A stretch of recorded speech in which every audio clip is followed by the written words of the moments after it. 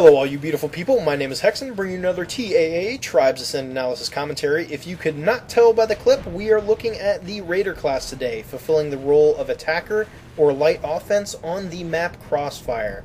Now inherently, the Raider is one of my most poorly played classes. I generally don't do very well when I'm playing with the Raider, but that doesn't mean I don't like the class.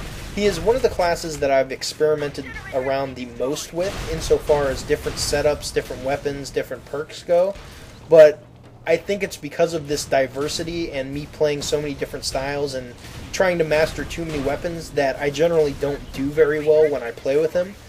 But my suckage aside, this role is one of the most devastating roles you can play on the battlefield. The Raider excels in area denial, disruption, and offense. All of his tools are pretty much centered around this type of style of play.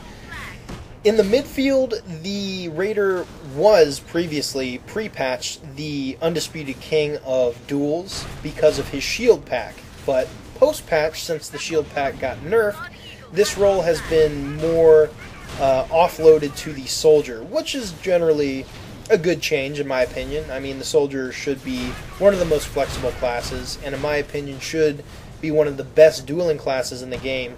So the Raider has been kind of pushed back into this, I don't want to say niche playstyle, but pushed back into a different type of playstyle. The playstyle that I think Hi-Rez intended the Raider for, which is base disruption, base harassment, and offense. An exceptional Raider or a pair of decent Raiders can literally shut down an enemy team's defense and make it impossible for them to watch their flag with any sort of consistency. In the background here, I am playing with Beast, who is a viewer of the channel, and we're doing a pretty damn good job at keeping the enemy team occupied and off of the flag, making the flag available for our runners that we didn't have in this match. We did end up losing, unfortunately, but me and Beast fulfilled our roles effectively, which was the harasser, the offense, and the disruption of base assets. And that's pretty much your stated goal, is to keep the enemy team occupied and away from activities that they should be concentrating more of their time on, such as flag defense, base repair, and generator defense. You are pulling people off of these activities to deal with you and are distracting the overall team. That was a fail grab. That was such a fail fucking grab. And then I decided to roll with it too, which was absurd. I did end up getting it back to our base though, and even though I dropped it and get killed, we do get a capture out of it, so not entirely futile effort. Some good managed to come out of it at least. But coming back to the strategy and overall playstyle, your main goal and focus with this class and the role is area denial. You're essentially negating space on the map, for lack of a better explanation. You're making space unviable for the enemy to sit in, and these spaces should include the generator and, most importantly, the flag. It really depends on what division of harassment you're on. If you're more after base assets and the generator, then you're going to concentrate most of your fire on them. In this particular game, I was concentrating on keeping the flag stand clear, so that's what you see me doing, is mostly hovering around the inside here, activating, deactivating, and reactivating my jammer pack to keep throwing off my enemies, and remaining in motion so I'm a harder target to hit and pin down. You do not want to stand in a singular room for any lengthy amount of time. You want to check the common area, the generator room, their spawn room, the flag stand. You want to move around a lot to keep throwing the enemy off, keep them on their toes, and also this makes you a mobile target, and a mobile target is much harder to hit than just somebody who stands there and chucks grenades at the flag stand. So now I'd like to talk about why this particular strategy is so effective on Crossfire, and I think it's because the base is in the air, it's not on the ground, and the grenade launcher does a fantastic job at knocking people off of the ship and ejecting them into the air. And if you can remove people from the inner areas of the ship and off of the top, they have to spend energy and time to get back to where they were previously. And something that's not really talked about a lot in FPSs is the relevance of time insofar as an actual weapon is concerned. If you can keep 2 or 3 guys occupied by just flying around in the air and trying to get back onto their ship, that's an effective strategy that takes them off of a role that they should be fulfilling to come deal with you. the more time they're stuck in limbo, flying around the ship, looking for you and getting knocked off the ship, the more time they are not spending attacking your base or repairing their generator or repairing their turrets. And on Crossfire, it is so easy to accomplish to keep people stuck in limbo hell, knocking them off the ship and forcing them to expend time and energy to fly back up and come deal with you.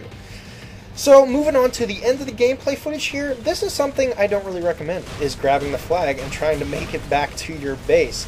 I almost succeeded. I would have gotten there. I would have gotten the team's capture, except lameness ensues. Looking at the loadout screen, you know I have selected the grenade launcher, of course. I have the NJ4 as my secondary. For my grenade, I decided to go with EMP. My pack is the Jammer pack, as you are already aware. And my perks are Looter and Survivalist. While not a very elegant weapon, the grenade launcher is one of the most effective at controlling indoor environments. Where it suffers outdoors and in open area engagements, it more than makes up for when you move indoors. Area denial is at the top of the food chain, and the amount of damage it can deal in a short amount of time is simply absurd. The NJ4, still one of the best SMGs in the game, in my opinion. My favorite still remains the TCN SMG, but the NJ4 is an absolute beast. High rate of fire, low damage, you can chain down enemies in no time flat. My favorite strategy with this weapon is to go after the big, plump, juicy, heavy classes, because I can land almost all of my shots and bring them down to 0 life in no time. One of the most flexible weapons out of the game, I feel the NJ4 is a needed secondary for this particular role and playstyle because it gives the Raider added viability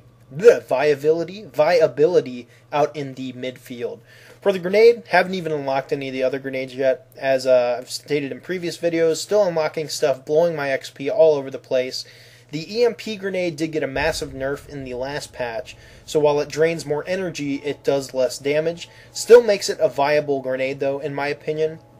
Still can throw the enemy off and make them static. It drains all their energy so they can't fly up into the air and zip around up above the ground. For the pack, I decided to go with the Jammer pack, especially because the Shield pack got the nerf with the last patch. While far from useless, the Shield pack just isn't the best match for this playstyle in my opinion. I would much rather have the Jammer pack to hide me from the enemy's HUD, and it also cloaks nearby friendlies, so big plus there. For my primary perk, I went with Looter because I wanted the extra ammo with each pickup. You're going to be expending a lot of grenades with the grenade launcher to clear space and to keep the flag stand clear, to keep the generator room clear, and you're not necessarily going to be getting a lot of kills. So you want to keep your ammo up as much as possible, so that's why I picked Looter. For my secondary perk, I decided to go with Survivalist. Easily, in my opinion, the best perk in the game. It has the most flexibility. It not only keeps your energy up so you can keep your Jammer pack going, but it also keeps your life up so you can sustain more damage. And being able to tank damage and absorb lots of hits is essential when you're fulfilling this role because you're on the opposite side of the map. You're in enemy territory almost 100% of the time. My name is Hexen. I thank you guys for watching today. If you enjoyed the video, please remember to like and subscribe for more Tribes Ascend content. I will see you guys with the next video. Take care.